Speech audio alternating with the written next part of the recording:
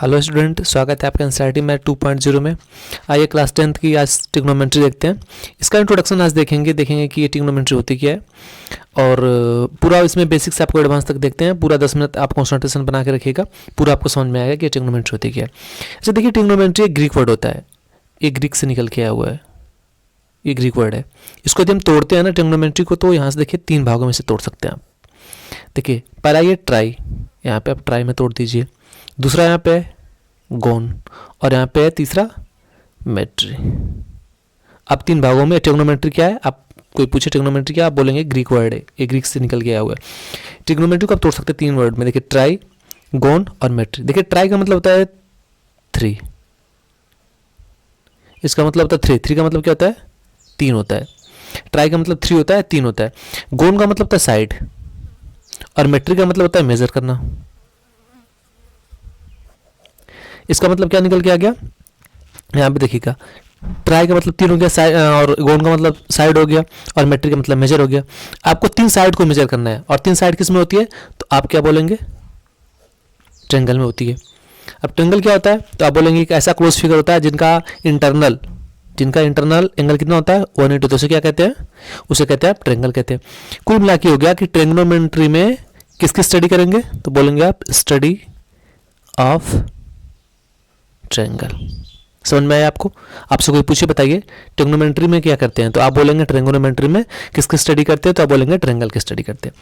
अब के सारे ट्रायंगल की स्टडी करेंगे, हाँ आप करेंगे, लेकिन जो आपका क्लास 10th है उसमें दुनिया भर के ट्रायंगल वो आप नहीं देखेंगे, केवल किसको देखेंगे, राइट एंगल ट्रायंगल के बारे में देखेंगे। राइट एंगल ट्रायंगल के बारे में ही देखना है आपको, राइट एंगल ट्रायंगल के ही बारे में बात करना है इसमें। बाकी आप 11th-12th में जाएंगे तो वहाँ पे आपका इक्विलैटरल हो गया, आइसोसेलेस हो गया, सारे ट्रायंगल के बारे में वहाँ पे देखना है, लेकिन आपको क्लास 10th में केवल राइट एंगल ट्रायंगल के ही बारे में देखना है। चलिए देखते हैं राइट एंगल ट्रायंगल के बारे में, थोड़ा इसका मैकेनिज्म समझते हैं क्या होता है। यहाँ पे देखिए 3 साइड इसमें भी होगी, इसमें भी 3 साइड होगी। यहाँ पे ये मान लेते हैं ए है, ये बी है, ये सी है। अब देखिए ये जो एंगल होता है, ये एंगल हमेशा 90 होना चाहिए, इसलिए लिखा है ना राइट एंगल ट्रायंगल, ये 90 होना चाहिए। और देखिए यहाँ पे 90 के सामने वाले को ना, यहाँ पे देखिए 90 के सामने वाले को आप हाइपोटेनस कहते हैं। 90 के सामने वाले को क्या बोलते हैं, आप बोलते हैं हाइपोटेनस बोलते हैं। तो ये आपका हाइपोटेनस हो गया, ये 90 के सामने। अब बात आती है कि अब ये और इसको क्या बोलेंगे, इन बाकी 2 साइड को क्या बोलेंगे। अब ये आपके देखने के ऊपर उस पर डिपेंड करता है, आप कहाँ से देख रहे हो। यहाँ से देखेंगे तो ये परपेंडिकुलर बन जाएगा, आई बात समझ में, यहाँ से ये परपेंडिकुलर ये बन जाएगा। यहाँ से आप देख रहे हैं इस एंगल से बैठ के, तो ये वाला जो बन जाएगा क्या बन जाएगा, ये बेस बन जाएगा। ये तो एक बात यहाँ से कंफर्म हो गई कि हमेशा ये जो आपका हाइपोटेनस है ना, ये हमेशा कांस्टेंट रहेगा, ये बदलेगा नहीं, ये बदलेगा नहीं। ये सबसे बड़ी जो साइड है जो 90 के सामने दिख रही है ना, ये हाइपोटेनस रहेगी, ये चेंज नहीं होगी।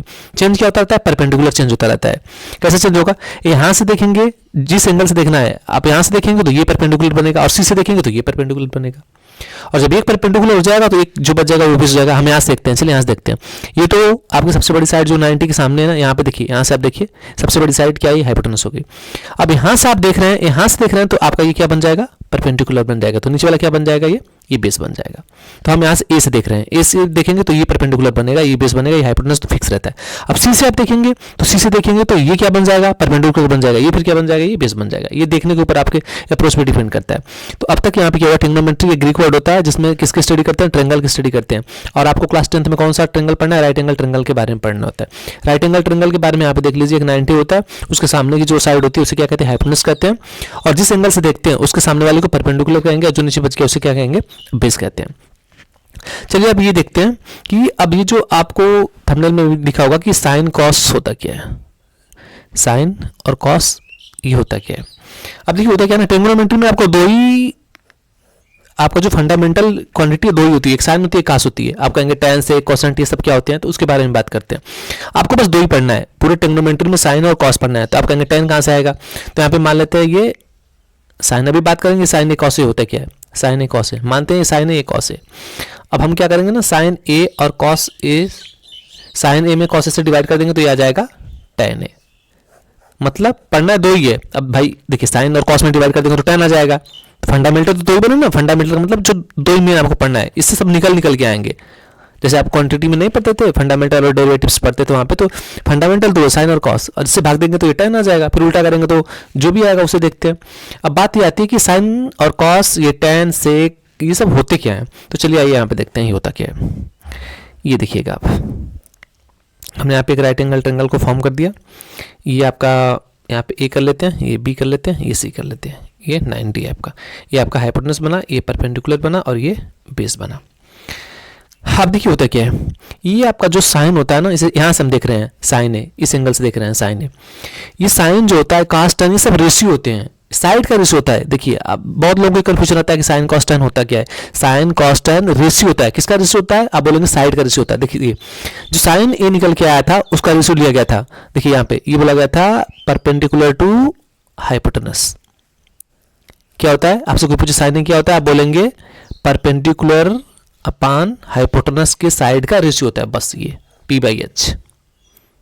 साइन कोई पूछे आपसे, साइन थीटा पूछे, यहाँ पे थीटा भी हो सकता है, यहाँ पे ए हो सकता है, बी हो सकता है, कुछ भी आप जो यहाँ पे लिखेंगे वो हो जाएगा।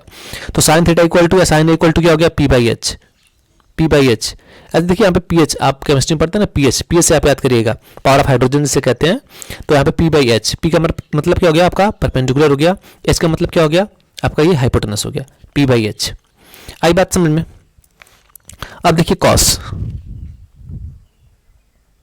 कॉस के बारे में अब देखते हैं। आपसे देखिए साइन के बारे में हो गया आपका, अब आप देखते हैं कॉस के बारे में देखते हैं।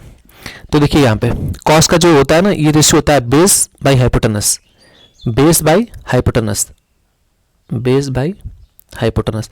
आपसे कोई पूछे कास क्या है, बोलेंगे आप कास एक राइट एंगल ट्रायंगल का रेशियो होता है जो बेस बाई हाइपोटेनस होता है। देखिए यहाँ पे बेस और ये आपका हाइपोटेनस हो गया, तो ये आपका कॉस हो गया। अब बात आती है कि tan क्या होगा, तो हमने आपको बताया दो ही पढ़ना है, एक साइन पढ़ना है, कॉस पढ़ना है। अब tan के बारे में क्या करेंगे, तो यहां से आप निकालेंगे tan a इक्वल टू क्या होता है, आप बोलेंगे sine a by cos a।